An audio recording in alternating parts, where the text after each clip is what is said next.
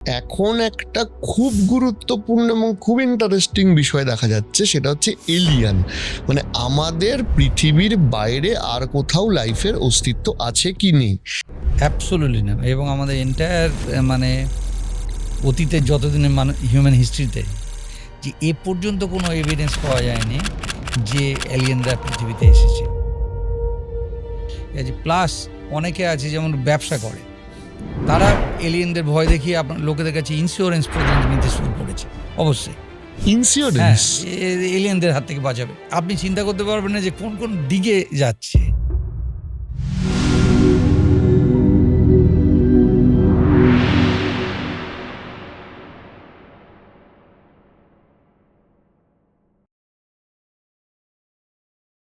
আপনি জীবনে এতগুলো নোবেল প্রাইজ উইনার মানুষের সাথে কাজ করেছেন, তারা কলিগ ছিল, মিশেছেন।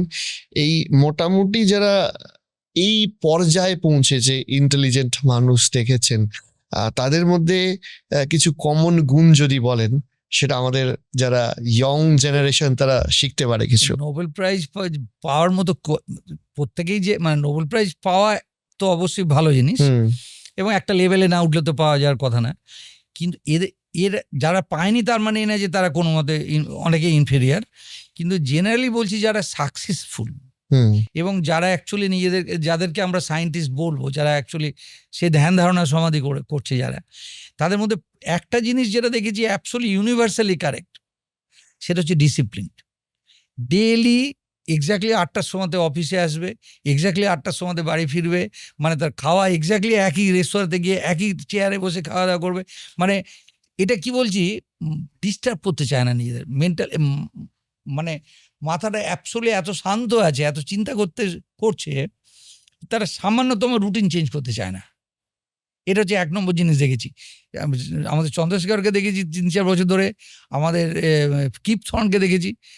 প্রতিটা দিন ক্রিসমাসের সময় বলুন, যে কোনো সময় বলুন, কিপ থর্নে আসা যায়। আমি তো যেতাম হিন্দু বলে, আমার তো হিন্দু মানে কি আমাদের ক্রিসমাসে অত বেশি এক্সাইটিং ছিল না। উনি আমার Sandeep, you are I are the only non Christian here. কী ব্যাপার, আপনি আবার খ্রিস্টান না কেন? বলে আমি মর্মন একটা অন্য টাইপের আরেকটা ধর্ম। তো কিন্তু উনি প্রতিটা দিন রেগুলার বেসিসে সেই সকালবেলা এসে অফিসে আসবে, সারাক্ষণ ধরে অফিসে কাজকর্ম করবে। জন মাথারের কথা বললাম, আমাদের নাসাতে গডার্ডে, একদম রেগুলার বেসিসে প্রতিদিন সে যদি 12 ঘন্টা পর্যন্ত না কাজ করে, তাহলে তার ঘুমই হবে না। মানে তার অল দি টাইম চন্দ্রশেখরের সময় আমার মনে আছে, চন্দ্রশেখর মানে এমনকি যেদিন হার্ট অ্যাটাক হলো, উনি গাড়িতে করে নিজেই বিলিংস হসপিটালে গিয়ে উপস্থিত, যে আমার মনে হচ্ছে কিছু একটা প্রবলেম হচ্ছে। কারণ ওনার একটা ওপেন হার্ট সার্জারি হয়েছিল 1968 কি 70 নাগাদ।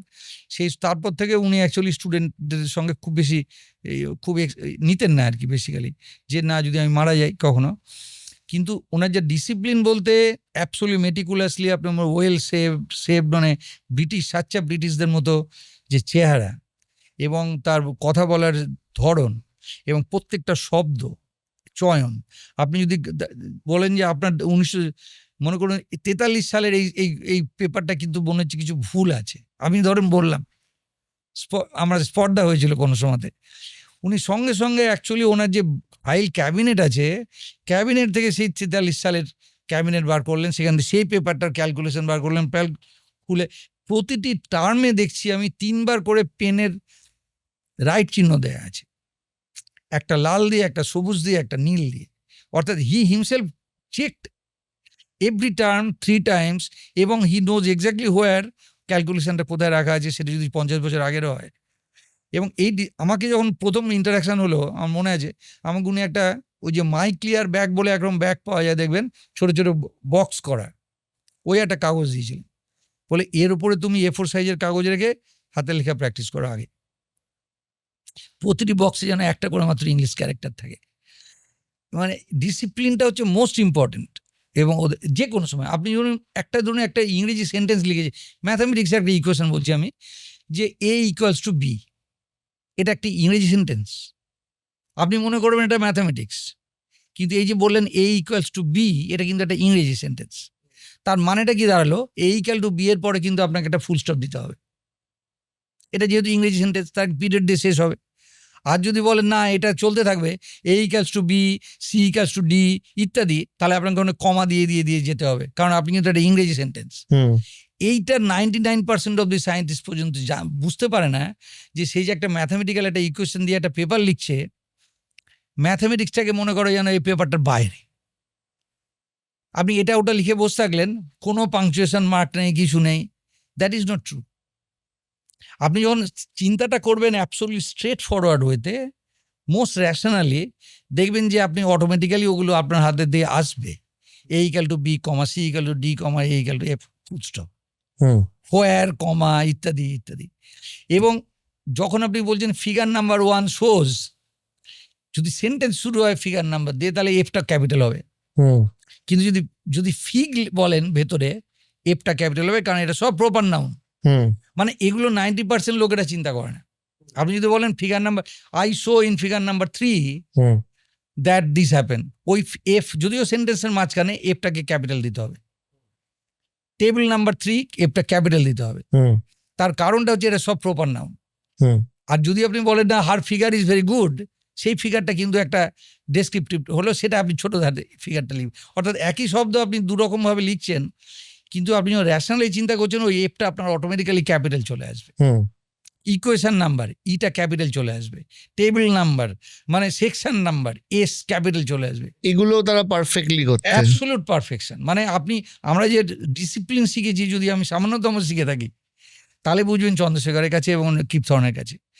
আরেক ভদ্রলোক ছিলেন, নোবেল প্রাইজ পেয়েছেন উনি এক্স রে আবিষ্কার করার জন্য, জিয়াকোনি যিনি আর কি X ray Cygnus X1 Sco X1 balloon দিয়ে।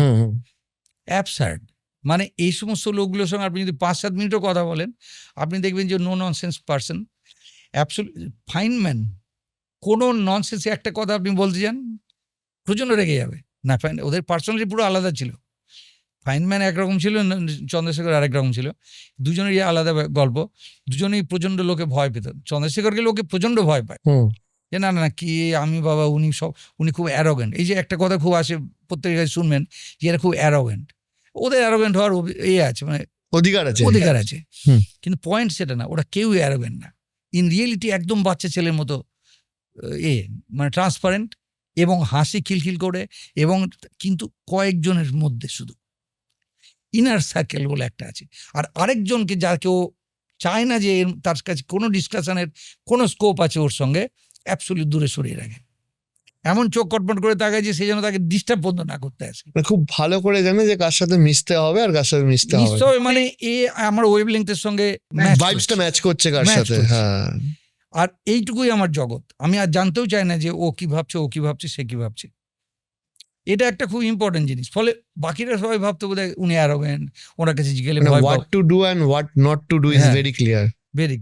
এটা হচ্ছে এরা অ্যাবসলিউটলি শার্প। এবং বললাম না যে আপনি যদি র্যাশনাল চিন্তা করতে থাকেন প্রত্যেকটা স্টেজে, তাহলে দেখবেন যে আপনি অ্যাবসলিউট পারফেকশন আসাটা কোনো ইম্পর্টেন্ট, মানে কোনো প্রবলেম কিছু না। কিন্তু আমরা 99% কেসে, সেই যে গীতাতে যেমন যেটা বলা হয় শ্রেয়স্য প্রেয়স্য মনুষ্য মেধাতেও সম্পরিক্ত বিবিরক্তি ধীরা, আপনাকে দুটো চয়েস প্রত্যেক সময় দিচ্ছে, একটা শ্রেয় একটা প্রিয়। এবার আপনি যদি সবসময় আপনার নিজের পছন্দ মতো জিনিস করতে করতে যান, তাহলে আপনি একদিকে যাবেন। আর যদি প্রিয়, ভগবানের প্রিয় জিনিসটা যদি আপনি করতে করতে আরেকদিকে, কিন্তু আপনাকে ওই প্রত্যেকটা মুহূর্তে আপনাকে চুজ করতে হচ্ছে। এবং এইটা ওদের হয়তো এত স্বতঃস্ফূর্তভাবে চয়েস করে যে ওদের ভাবতেও হয় না যে সবসময়তেই আমি শ্রেয়টা চুজ করতে করতে যাবো, সেটা ভাবতেও হয় না। এটা একটা বাই নেচার। এখন একটা খুব গুরুত্বপূর্ণ এবং খুব ইন্টারেস্টিং বিষয় দেখা যাচ্ছে, সেটা হচ্ছে এলিয়ান।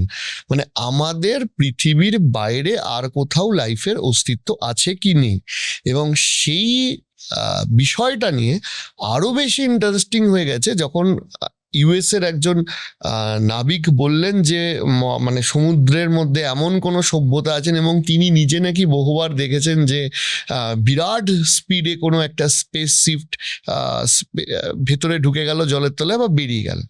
স্যার, আমি আপনাকে খুব খোলাখুলি জিজ্ঞেস করছি যে অফিসিয়ালি বা মোটামুটি আপনারা যারা কাজ করছেন, এলিয়ানের কি বেসিক্যালি কোনো অস্তিত্ব আপনারা পেয়েছেন এখনো অবধি? অ্যাবসলিউটলি না। এবং আমাদের এন্টায়ার মানে অতীতের যতদিনের হিউম্যান হিস্ট্রিতে, মানে ইনক্লুডিং এরিক ফন দানিকেন থেকে শুরু করে ওনারা যে সমস্তগুলো বেস করে বলতেন যে দেবতারা কি গ্রহান্তরের মানুষ, মানে বলছি পুরনো সে মায়া অ্যাজটেক থেকে শুরু করে বলছি যে এ পর্যন্ত কোনো এভিডেন্স পাওয়া যায়নি যে এলিয়েনরা পৃথিবীতে এসেছে।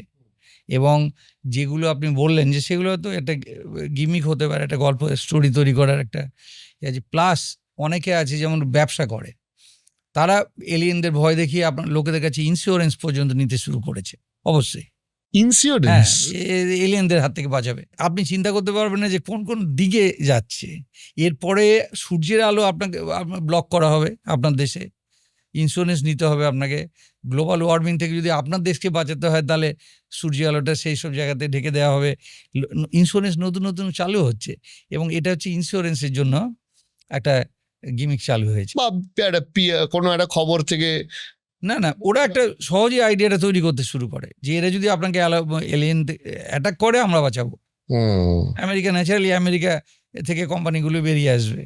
কাজে এটা স্পষ্ট বোঝা যাচ্ছে যে এর সোর্সটা কোথায়, যে মেন সোর্স হচ্ছে হিউম্যানকে বাঁচাতে মানে হবে। এখনো অব্দি আমরা পাইনি কিছু। অ্যাবসলিউটলি না।